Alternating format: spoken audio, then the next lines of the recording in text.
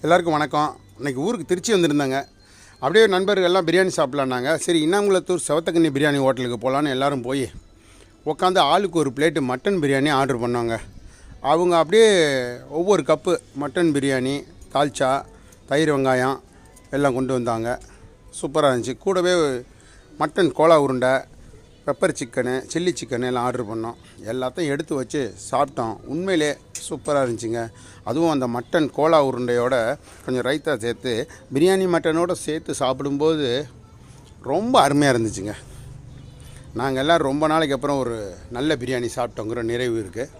நாங்கள் மட்டும் சாப்பிட்டா போதுமா?